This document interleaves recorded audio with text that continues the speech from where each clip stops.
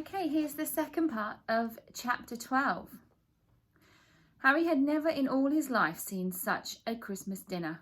100 fat roast turkeys and mountains of roast and boiled potatoes, platters of fat chipolatas, tureens of buttered peas, silver boats of thick, rich gravy and cranberry sauce, and stacks of wizard crackers every few feet along the table. These fantastic crackers were nothing like the feeble muggle ones the Dursleys usually bought, with their little plastic toys and their flimsy paper hats. Harry pulled a wizard cracker with Fred and it just didn't bang. Didn't just bang, it went off with a blast like a cannon and engulfed them all in a cloud of blue smoke, while from the inside exploded a rear admiral's hat and several live white mice.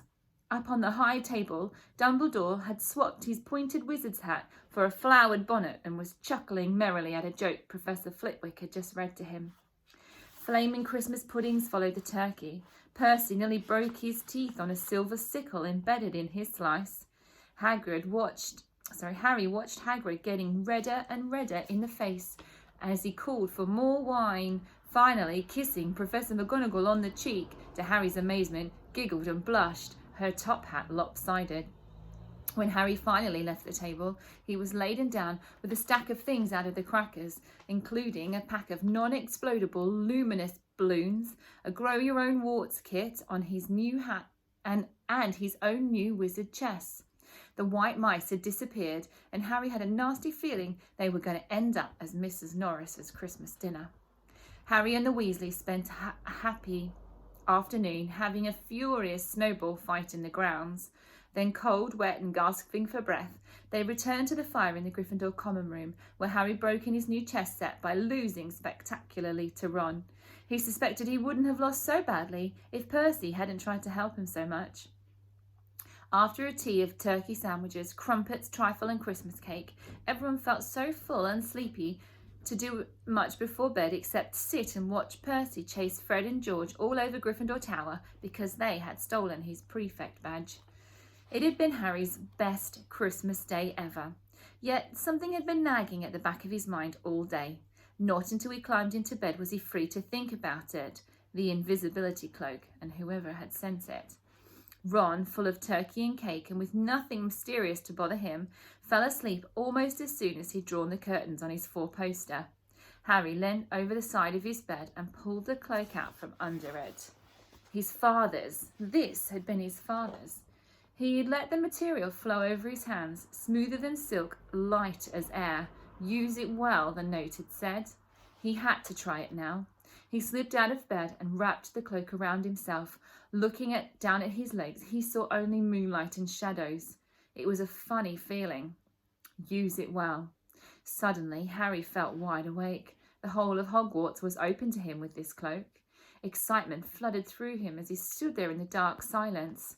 He could go anywhere in this, anywhere, and Filch would never know. Ron grunted in his sleep. Should Harry wake him? Something held him back. His father's cloak. He felt that this time, the first time, he wanted to use it alone. He crept out of the dormitory, down the stairs and across the common room, and climbed through the portrait hole. "Who's there?" squawked the fat lady.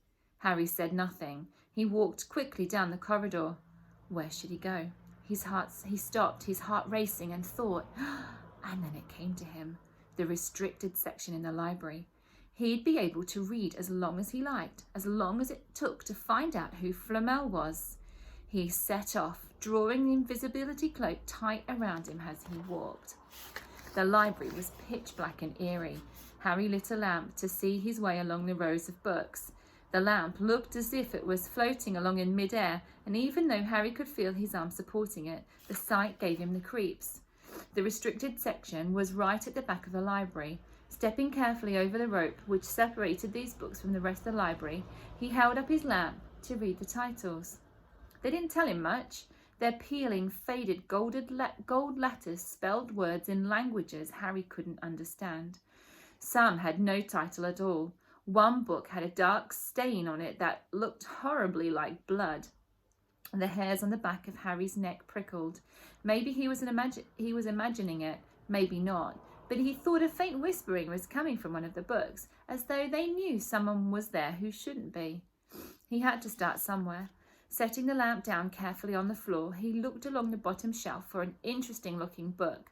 A large black and silver volume caught his eye. He pulled it out with difficulty because it was heavy. Balancing it on his knee, he let it fall open. A piercing, blood-curdling shriek split the silence. The book was screaming.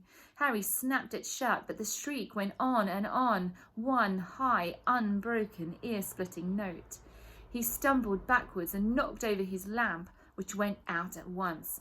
Panicking, he heard footsteps coming down the corridor outside, stuffing the shrieking book back on the shelf. He ran for it. He passed Filch almost in the doorway. Filch's pale, wild eyes looked straight through him, and Harry slipped under Filch's outstretched arms and sneaked off up the corridor, the book's shrieks still ringing in his ears. He came to a sudden halt in front of a tall suit of armour. He had been so busy getting away from the library, he hadn't paid attention to where he was going. Perhaps because it was dark, he didn't recognise where he was at all. There was a suit of armour near the kitchens, he knew, but he must be 5 floors above there. "You asked me to come directly to you, Professor, if anyone was wandering around at night, and somebody's been in the library, the restricted section." Harry felt the blood drain out of his face. Wherever he was, Filch must know a shortcut because his soft, greasy voice was getting nearer, and to his horror, it was Snape who replied. "The restricted section? Well, they can't be far. We'll catch them." Harry stood rooted to the spot as Filch and Snape came around the corner. They couldn't see him, of course, but it was a narrow corridor, and if they came much nearer, they'd knock right into him. The cloak didn't stop him being solid. He backed away as quietly as he could. A door stood ajar to his left. It was his only hope. He squeezed through it, holding his breath, trying not to move it, and to his relief, he managed to get inside the room without their noticing anything. They walked straight past Harry and leant against the wall, breathing deeply, listening to their footsteps dying away. That had been so close, very close. It was a few seconds before he noticed anything about the room that he was hidden in. It looked like a disused classroom. The dark shapes of desks and chairs were piled against the wall, and there was an upturned waste paper basket. But propped against the wall facing him was something that didn't look as if it belonged there, something that looked as if someone had just put it there to keep it out of the way. It was a magnificent mirror, as high as the ceiling, with an ornate golden frame, standing on 2 clawed feet. There was an inscription carved around the top. "Erised stra ebru od you kafu od on wobsi." His panic fading now that there was no sound of Filch or Snape, Harry moved nearer to the mirror, wanting to look at it himself, but seeing no reflection again. He stepped in front of it. He had to clap his hands to his mouth to stop himself from screaming. He whirled round. His heart was pounding far more furiously than when the book had screamed, for he had seen not only himself in the mirror, but a whole crowd of people standing right next to him. But the room was empty. Breathing fast, he turned slowly back to the mirror. There he was, reflected in it, white and scared looking, and there, reflected behind him, were at least 10 others. Harry looked over his shoulder, but still there was no one there. Or were they invisible too? Was he, in fact, in a room full of invisible people, and this mirror's trick was that it reflected them, invisible or not? He looked in the mirror again. A woman, standing right behind his reflection, was smiling at him and waving. He reached out a hand and felt the air behind him. If she was really there, he'd touch her. Their reflections were so close together, but he only felt air. She and the others existed only in the mirror. She was a very pretty woman. She had dark red hair, and her eyes are just like mine, Harry thought, edging a little closer to the mirror. Bright green, exactly the same shape. But then she noticed that he was crying, smiling, but crying at the same time. The tall, thin, black-haired man standing next to her put his arm around her. He wore glasses, and his hair was very untidy. It stuck up at the back, just like Harry's did. Harry was so close to the mirror now that his nose was nearly touching that of his reflection. "Mum," he whispered. "Dad?"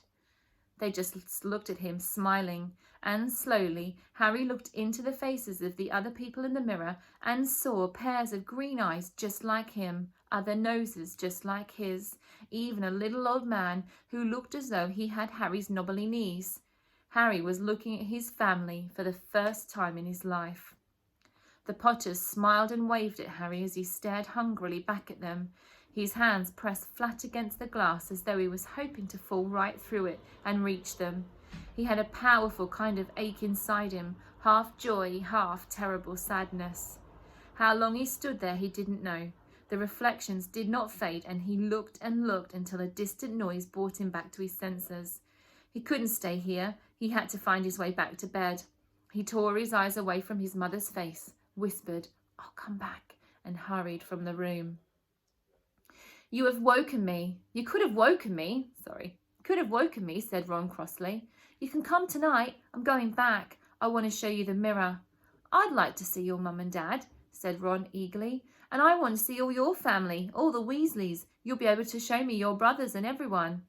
"You can see them any old time," said Ron. "Just come around my house this summer. Anyway, maybe it only shows dead people. Shame about not finding Flamel, though. Have some bacon or something. Why aren't you eating anything?" Harry couldn't eat. He had seen his parents and would be seeing them again tonight. He had almost forgotten about Flamel. It didn't seem very important anymore. Who cared what the three-headed dog was guarding? What did it matter if Snape stole it, really? "Are you all right?" said Ron. "You look odd." What Harry feared most was that he might not be able to find the mirror again. With Ron covered in the cloak too, they had to walk much more slowly next night. They tried retracing Harry's route from the library, wandering around dark passageways for nearly an hour. "I'm freezing," said Ron. "Let's forget it and go back." "No," said Harry. "I know it's here somewhere." They passed the ghost of a tall witch gliding in the opposite direction, but saw no one else. Just as Ron stopped moaning that his feet were dead and cold, Harry spotted the suit of armour. "It's here, just here, yes." They pushed the door open. Harry dropped the cloak from round his shoulders and ran to the mirror. They were there. His mother and father beamed at the sight of him. "See?" Harry whispered. "I can't see anything. Look at them all. There are loads of them." "I can only see you." "Go on, look in it properly. Stand where I am." Harry stepped aside, but with Ron in front of the mirror, he couldn't see his family anymore, and just Ron in his paisley pyjamas. Ron, though, was staring, transfixed at his image. "Look at me," he said. "Can you see all your family standing around you?" "No, I'm alone, but I'm different. I look older, and I'm head boy." "What?" "I am. I'm wearing a badge like Bill used to, and I'm holding the house cup and the Quidditch cup. I'm Quidditch captain too." Ron tore his white eyes away from the splendid sight to look excitedly at Harry. "Do you think this mirror shows the future?" "How can it? All my family are dead. Let me have another look." "Oh, you had it all to yourself last night. Give me a bit more time." "You're only holding a Quidditch cup. What's interesting about that? I want to see my parents." "Don't push me." A sudden noise outside in the corridor put an end to their discussion. They hadn't realised how loudly they'd been talking. "Quick!" Ron threw the cloak back over them as the luminous eyes of Mrs. Norris came round the door. Ron and Harry stood quite still, both thinking at the same thing. Did the cloak work on cats? After what seemed an age, she turned and left. "This isn't safe. She might have gone for Filch. I bet she heard us. Come on." And Ron pulled Harry out of the room. The snow still hadn't melted the next morning. "Want to play chess, Harry?" said Ron. "No." "Why don't we go and visit Hagrid?" "No, you go." I know what you're thinking about, Harry. That mirror. Don't go back tonight." "Why not?" "I dunno. I've just got a bad feeling about it. And anyway, you've had too many close shaves already. Filch, Snape and Mrs. Norris are wandering around. So what if they can't see you? What if they were to walk into you? What if you knock something over?" "You sound like Hermione." "I'm serious, Harry. Don't go."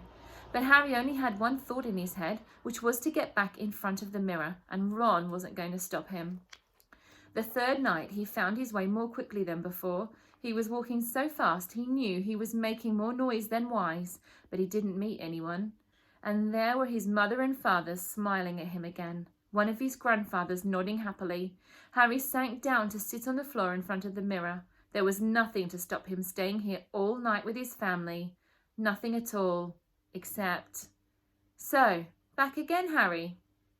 Harry felt as though his insides had turned to ice. He looked behind him. Sitting on one of the desks by the wall was no one other than Albus Dumbledore. Harry must have walked straight past him, so desperate to get the mirror he hadn't noticed him. I didn't see you, sir. Strange how short-sighted being invisible can make you, said Dumbledore, and Harry was relieved to see that he was smiling. So, said Dumbledore, slipping off the desk to sit on the floor with Harry, you, like hundreds before you, have discovered the delights of the Mirror of Erised. I didn't know it was called that, sir, but I expect you've realised by now what it does. It shows me my family, and it showed your friend Ron himself as head boy. How did you know? You don't need a cloak to become invisible, said Dumbledore gently. Now, can you think of what the Mirror of Erised shows us all? Harry shook his head. Let me explain. The happiest man on earth would be able to use the Mirror of Erised like a normal mirror. That is, he would look into it and see himself exactly as he is. Does that help? Harry thought. Then he said slowly, It shows us what we want, whatever we want. Yes and no, said Dumbledore. It shows us nothing more or less than the deepest, most desperate desire of our hearts. You, who have never known your family, see them standing around you. Ronald Weasley, who has always been overshadowed by his brothers, sees himself standing alone, the best of them all. However, this mirror will give us neither knowledge or truth. Men have wasted away before it, entranced by what they have seen, or been driven mad, not knowing if what it shows is real or even possible. The mirror will be moved to a new home tomorrow, Harry, and I ask you not to go looking for it again. If you ever do run across it, you will now be prepared. It does not do to dwell on your dreams and forget to live, remember that. Now, why don't you put that admirable cloak back on and get back to bed? Harry stood up. Sir, Professor Dumbledore, can I ask you something? Obviously, you've just done so, Dumbledore smiled. You may ask me one more thing, however. What do you see when you look in the mirror? I see myself holding thick woolen socks. Harry stared. One can never have enough socks, said Dumbledore. Another Christmas has come and gone, and I didn't get a single pair. People always insist on giving me books. It was only when he went back to bed that it struck Harry that Dumbledore might not have been quite truthful. But then, he thought, as he shoved Scabbers back off his pillow, it had been quite a personal question. Okay, that was chapter 12. I'm going to be reading chapter 13 to you again, so I'll see you in a minute. Bye.